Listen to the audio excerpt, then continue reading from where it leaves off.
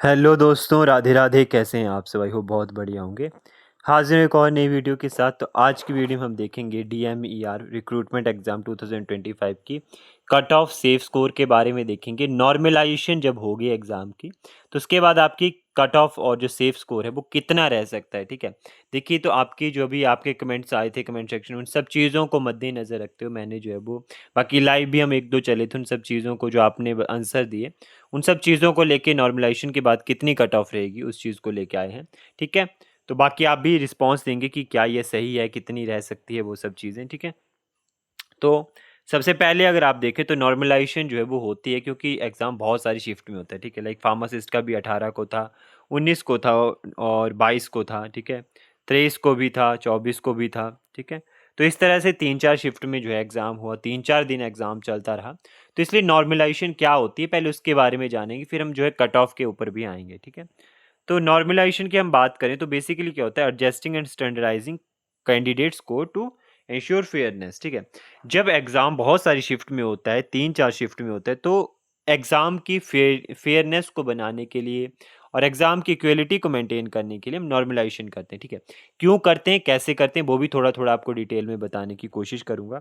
अब इसमें number of group of exam taken any extra मतलब कोई भी एग्ज़ाम की शिफ्ट एक्स्ट्रा एडवांटेज या डिसएडवांटेज ना ले सके, इक्वालिटी को मेंटेन करने के लिए जो है वो नॉर्मलाइजेशन की जाती है, ठीक है।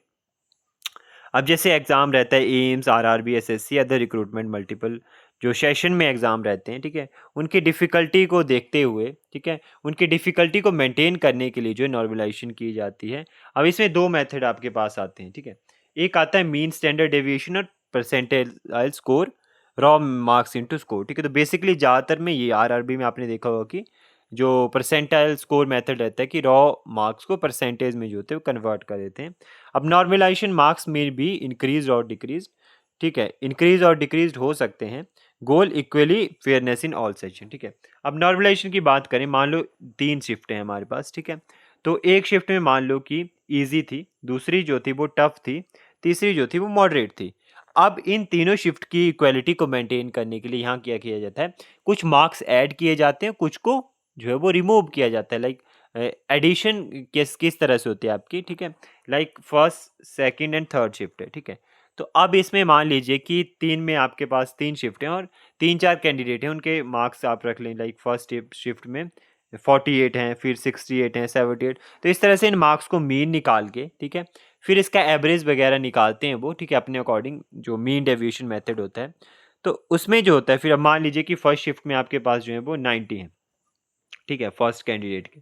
सेकंड के 130 हैं और थर्ड के 140 हैं, ठीक है। अब सेकंड शिफ्ट में कितने हैं,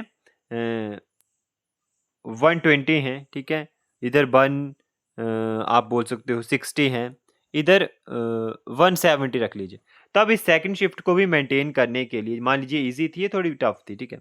तो या फर्स्ट टफ थी, जो भी आप मान सकते हो। इस शिफ्ट को मेंटेन करने के लिए यहाँ 30 ऐड होंगे, सेम यहाँ भी 30 ऐड होंगे, यहाँ भी 30 ऐड होंगे। तो इस तरह से एडिशन करके जो है वो एक परसेंटेज, मतलब तीनों शिफ्ट को नॉर्मल किया जाता है, बराबर किया जाता है। तो इसमें आप मान सकते हो कि मार्क्स दिए जाते हैं एक तरह से परसेंटाइल में।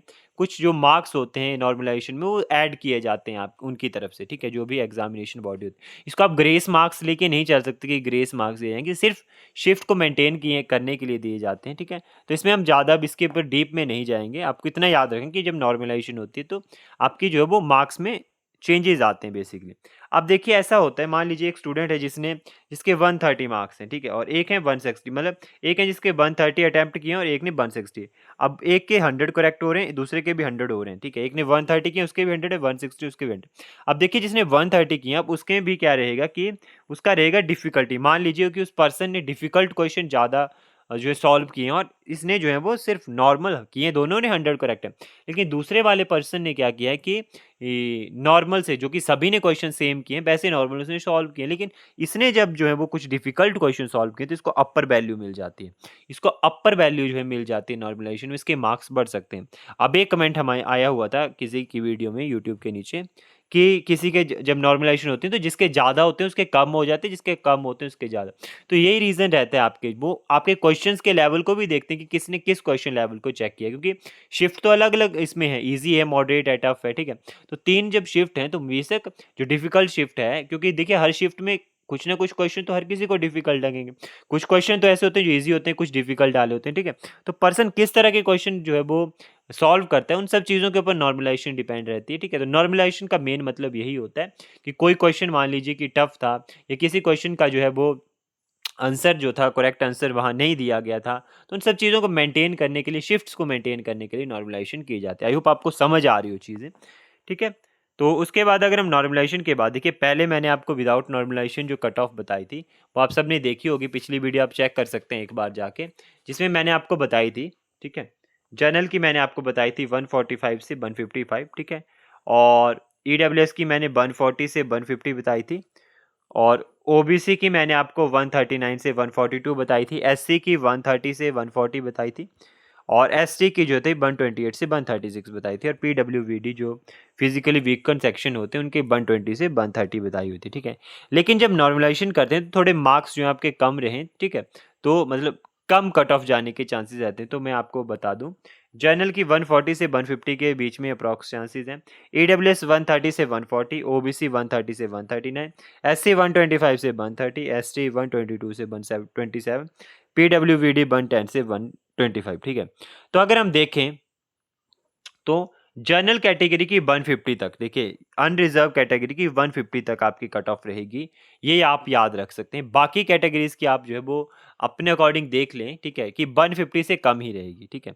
जब भी नॉर्मलाइजेशन होगी तो जो जनरल कैटेगरी है, अनरिजर्व कैटेगरी, उनकी 150 तक रहेगी, ठीक है? या 150 में प्लस 5 जो है आगे पीछे हो सकता है, लेकिन 150 रहेगी जनरल की। अदर कैटेगरी की जो है वो 150 से कम रहेगी, ठीक है? इसमें प्लस माइनस कर सकते हो, ठीक है? तो इस तरह से मैंने आपको कट ऑफ बता दी, जो भी एनालिसिस की, आपके बहुत सारे कमेंट में क्वेश्चंस भी आ रहे थे, तो आपके लिए एनालिसिस करके लेके आए। आई होप आपको पसंद आई हो। कोई भी क्वेरीज रहती है आपको तो आप पूछ सकते हैं, ठीक है? लेकिन आपको कट ऑफ बता दी, देखिए किसी दिन लाइव भी चलेंगे तो इस बारे में भी डिस्कशन कर लेंगे। तो यही था आज की वीडियो में। आई होप आपको पसंद आई। मिलते हैं जल्दी नेक्स्ट वीडियो में, तब तक के लिए bye bye, take care, Radhe Radhe.